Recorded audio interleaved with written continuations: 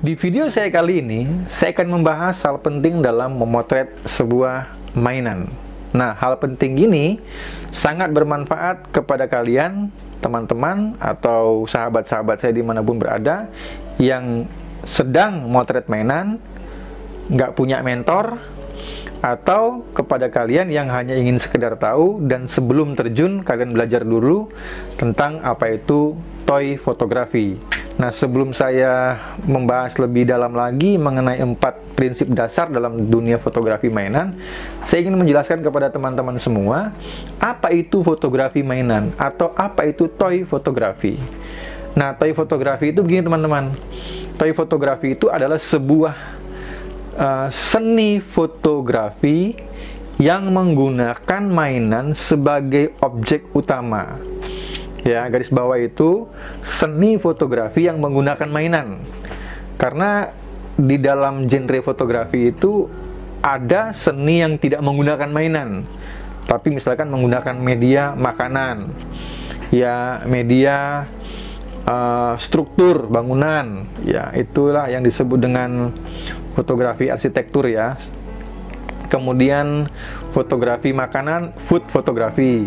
Ada yang menggunakan media alam atau gunung, laut, pemandangan-pemandangan, itu disebut dengan landscape fotografi. Ada juga street fotografi yang menggunakan media atau lingkungan sekitarnya yang berhubungan dengan area-area jalan. Ada juga human interest fotografi yang berhubungan dengan manusia, dan banyak sekali yang disebut dengan genre fotografi. Juga ada di dalamnya makro fotografi, ya binatang-binatang kecil difoto jadi begitu indah. Saya dulu suka makro, cuman ya itulah, makro fotografi ini nggak segampang hasil yang dilihat. Binatang kecil disamperin dia terbang, waduh setengah mati. Saya juga pernah motret HI, human interest. Saya juga pernah motret landscape. Itu semua karena satu hal, saya cuman hobi. Yang seperti video saya kemarin, saya bilang saya hobi, bukan expert, bukan profesional, hanya sekedar hobi lah. Jadi teman-teman, dalam toy fotografi kita bisa menempatkan objek itu atau objek yang disebut dengan mainan itu dimanapun di dalam frame, sehingga terlihat objek itu hidup gitu loh, terlihat bukan seperti mainan lah, gampangnya kayak gitu. Nah, ini kan sebuah tantangan ya bagi seorang penggiat fotografi mainan, membuat objek itu kelihatan hidup. Itu sebabnya saya secara pribadi, saya sangat menyukai action figure fotografi ini karena tantangan itu, membuat action figure itu kelihatan hidup. Benda mati dibuat kelihatan hidup. Nah, sebelum saya lanjut lebih jauh lagi mengenai dasar-dasar yang saya sebutkan tadi itu, saya akan mengajak kepada teman-teman untuk melihat dulu deh, ya apa itu fotografi mainan dan bagaimana hasilnya menggunakan foto yang pernah saya upload di Instagram saya dengan karya-karya yang sederhana ini. Ini dia foto-fotonya.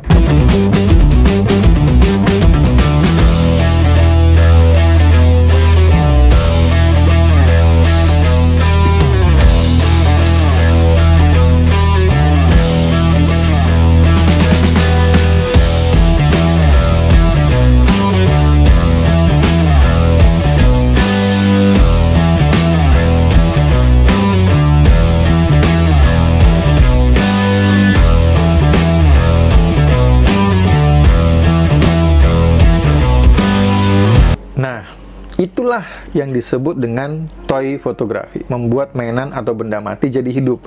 Ada kalanya teman-teman, saya gagal ya, ini yang yang menjadi kesedihan tersendiri dalam memotret mainan, kalau gagal membuat sebuah cerita yang tidak seperti hidup. Nah, ini menurut saya gagal. Ada kalanya berhasil, Nah, kalau saya observasi, saya lihat kembali penyebab gagal itu kebanyakan rata-rata saya memaksakan, ya. Jadi pose ini saya paksa. Saya tidak menguasai posenya, tapi karena saya terburu oleh waktu harus memotret, saya paksa.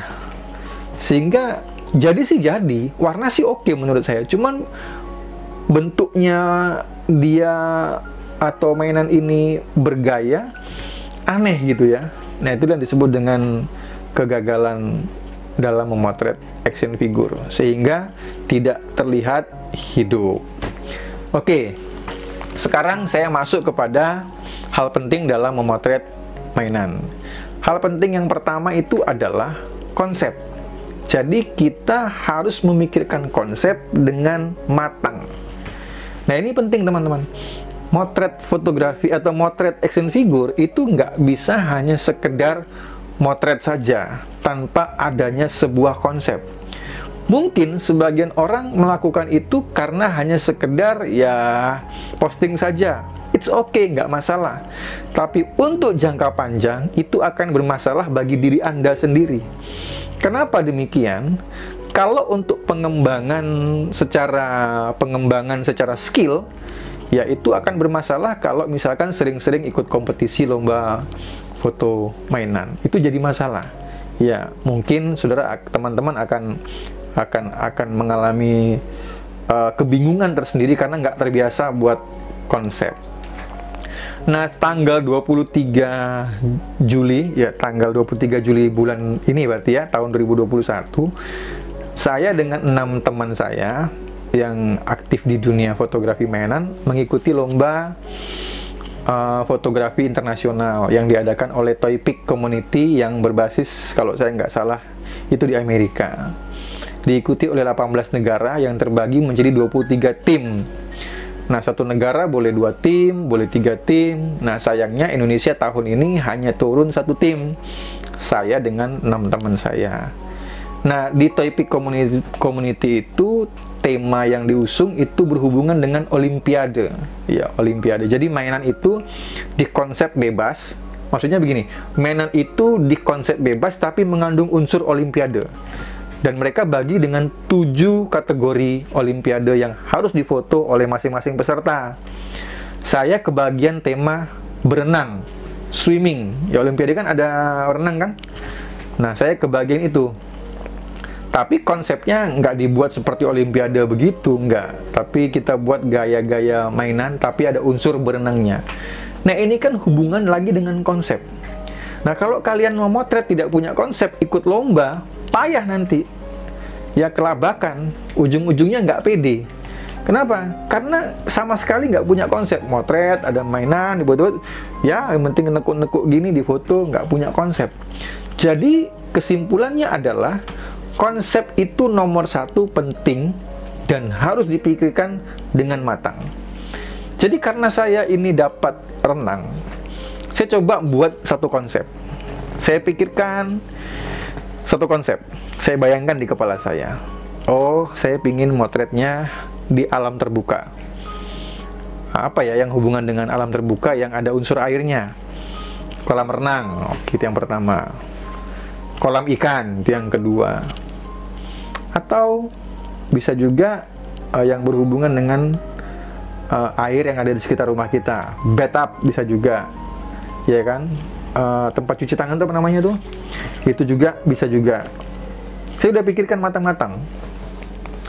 Lalu saya eksekusi yang ada di luar, outdoor, menggunakan kolam di sebuah tempat yang tidak jauh dari rumah saya, dekat kantor wali kota Pekanbaru yang baru itu dibuat. Ada kolam besar di situ, kolam taman ya.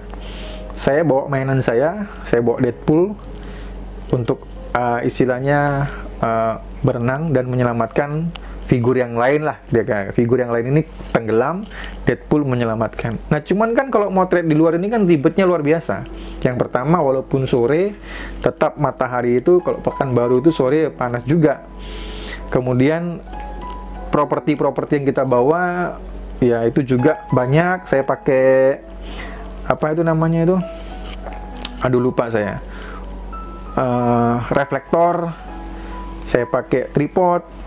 Ya, saya pakai penembak air atau penembak debu supaya bikin cipratan. Dan kalau dikerjakan sendiri, ya tidak bisa. Siapa yang pegang reflektor? Siapa yang nembak apa namanya itu, tembakan debu itu atau buat nembak air itu siapa? Nah ini kan akhirnya saya bawa keluarga saya, istri saya bawa, anak saya bawa untuk bantuin saya motret. Sampai di sana nyemplung di kolam, orang lain lihat saya motret mainan. Itu lucu katanya. Ya, sudah tua bawaannya mainan gitu. Ya, itulah tantangan ya kan. Ketika hasilnya saya lihat, saya nggak puas. Ya, tentu harus balik lagi ke sana, motret lagi. Beberapa kali saya foto, saya nggak puas. Dalam satu kali kunjungan ya, saya memotret lagi ke sana. Saya udah mikir capeknya. Saya mikir panasnya, saya mikir kotornya, mainan pasti kotor, dan sampai rumah dicuci, dibersihkan. Aduh, akhirnya saya bilang dalam pikiran saya, hati saya bilang, nggak cocok lah kalau begini caranya. Saya harus punya konsep yang kedua. Nah, itu yang saya bilang tadi, itu hal penting dalam memotret mainan, konsep. Nah, di konsep yang kedua, saya mulai berpikir bagaimana motret di dalam ruangan saja. Jadi kalau gagal, sewaktu-waktu bisa saya ulang. Kapan saja, mau pagi, siang, malam, waktu kosong saya bisa ulang. Karena di dalam rumah, nggak keluar kemana-mana. Maka muncullah ide. Saya motret seolah-olah sedang berada di laut atau di bibir pantai. Dengan cuaca yang panas, terik. Kan orang-orang bule kan biasanya kan berjemur panas, daylight ya. Nggak sunset. Kalau Indonesia kan suka sunset begitu kan. Kalau orang-orang bule kan dicari yang panas-panas. Nah, saya ide ada. Maka saya ada sebuah background awan dengan langit biru. Saya taruh di belakang, depannya saya kasih kantong plastik yang berhubungan dengan warna biru laut. Itu kan ide lagi, konsep. Jadi saya atur bagaimana menciptakan gelombang, saya kremes-kremes, saya atur lagi, mainannya saya taruh lagi. Ya, nanti tanggal 23 nanti teman-teman bisa lihat hasilnya. Kalau sekarang saya tidak bisa bocorkan dulu karena itu rahasia untuk berkompetisi ya, tidak boleh bocor. Nanti para kompetitor bisa niru jauh lebih bagus, amsyong saya kalah nanti ya. Karena tujuan saya ingin buat sesuatu yang berbeda lah kira-kira gitu ya. Paling tidak lawan juga agak keder gitulah ya untuk Indonesia. Nah, jadi saya gunakan juga di situ tisu untuk membuat efek-efek seperti gelombang ya laut, efek gelombang laut.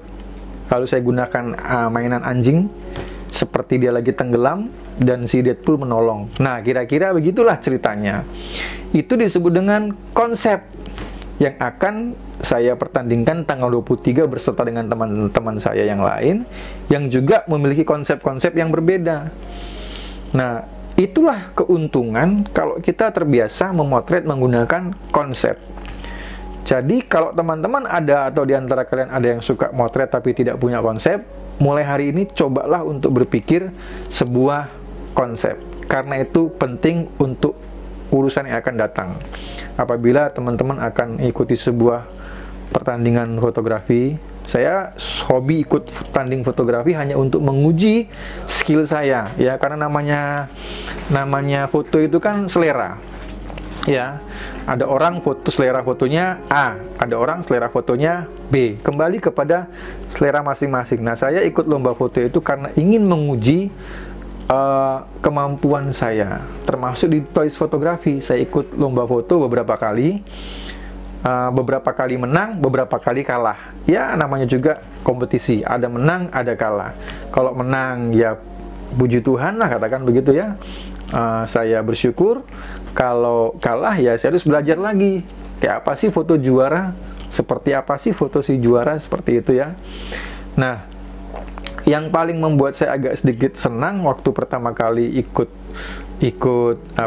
lomba foto yang ada di Indonesia, itu action figure fotografi yang diadakan oleh Tokopedia ya, itu Toys Fair ya, Toys Fair 2000 berapa ya, saya lupa, 2020 apa 2021 ya, saya lupa, kayaknya 2021 kemarin ini ya, aduh saya agak lupa. Nah, jadi itu konsepnya Toys Toys fotografinya itu mengusung tema Tokopedia. Jadi saya belilah online tas-tas mini Tokopedia. Dan juga kebetulan saya di rumah ada sepatu-sepatu ukuran 1/6 yang cocok untuk figur saya waktu itu.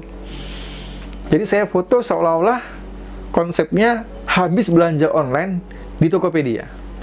Ya, jadi paketnya datang, belanjanya nggak tanggung-tanggung, nggak 1-2, langsung banyak, kayak istilahnya kayak borong sultan gitu.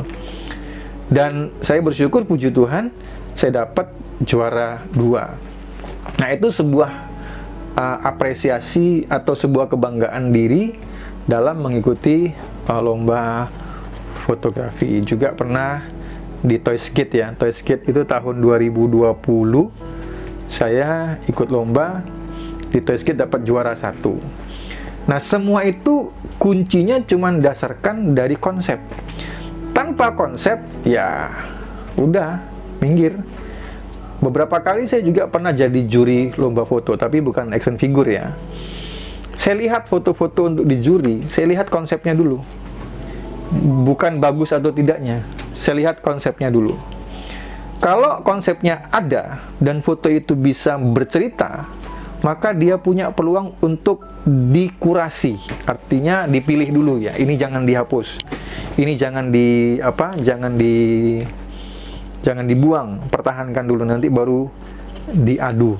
Kira-kira begitu. Nah, teman-teman, yang pertama yang harus kalian tahu adalah pikirkan konsep dengan matang. Nah, sekarang saya masuk kepada poin kedua. Hal penting dalam dunia fotografi mainan, poin kedua itu adalah lensa. Nah, kalau saya, teman-teman, saya sharing lensa yang saya gunakan itu ada 2. Lensa 35 dan lensa 25 mm. Lensa 35 dan 25 ini dari satu brand, punyanya Seven Artisan ya. Jadi kenapa saya beli Seven Artisan? Ya karena murah. Kalau masalah kualitas, action figure fotografi ini kan benda mati. Ya gunakan aja tripod, pakai focus picking ya, pakai timer, selesai, pasti tajam. Ya, itu alasan saya menggunakan Seven Artisan. Yang pertama murah, kualitasnya pun oke, dan itu sudah terbukti saya gunakan. Ya, sangat bagus. Lalu 35 mm ini saya gunakan waktu kapan? 25 mm saya gunakan waktu kapan? Nah, saya menggunakan 2 lensa ini dengan 2 tujuan yang berbeda tentunya.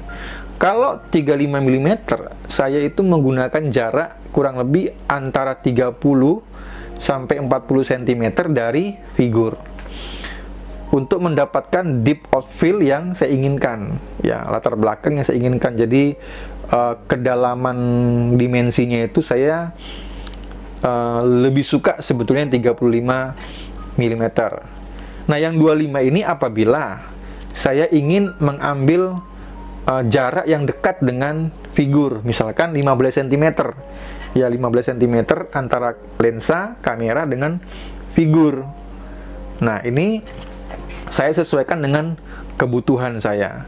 Kalau dibuat perbandingan, lebih banyak mana yang saya pakai, 25 atau 35?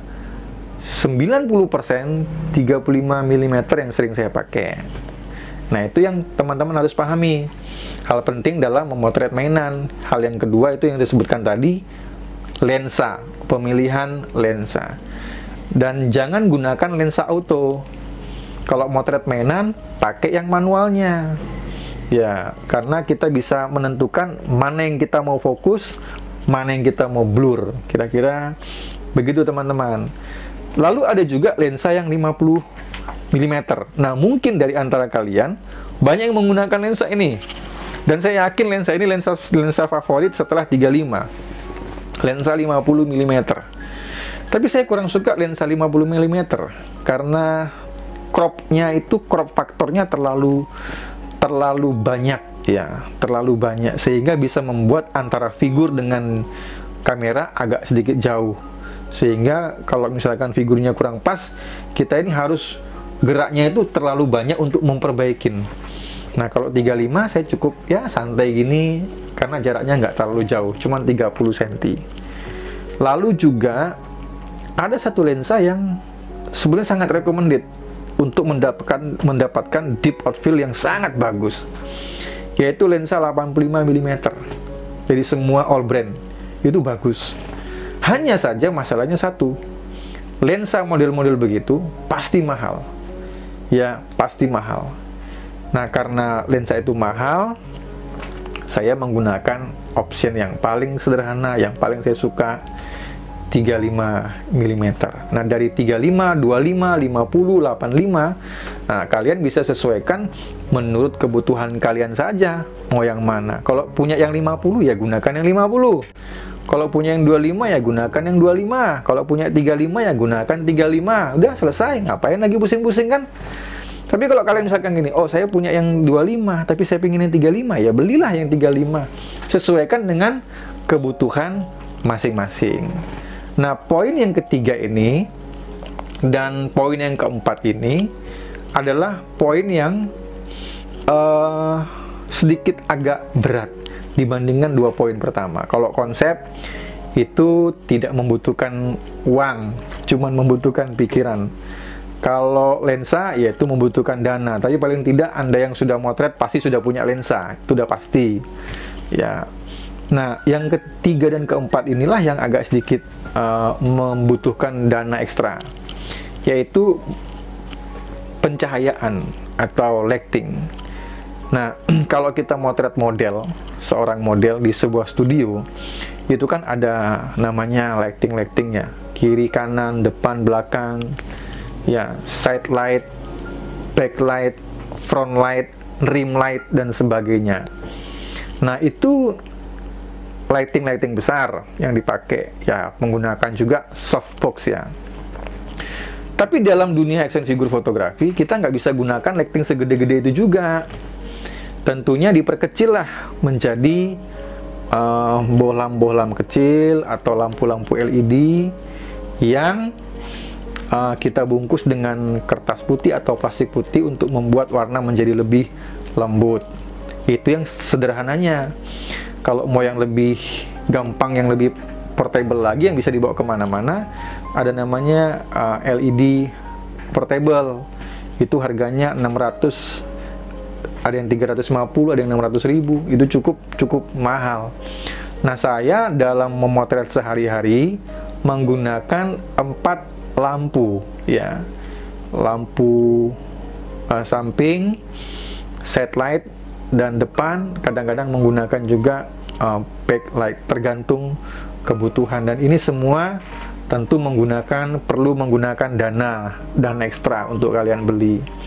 Tetapi saran saya, gunakanlah lampu sesuai kebutuhan dulu, atau juga bisa kalian akali dengan memotret di arah cahaya yang alami, misalkan dekat jendela.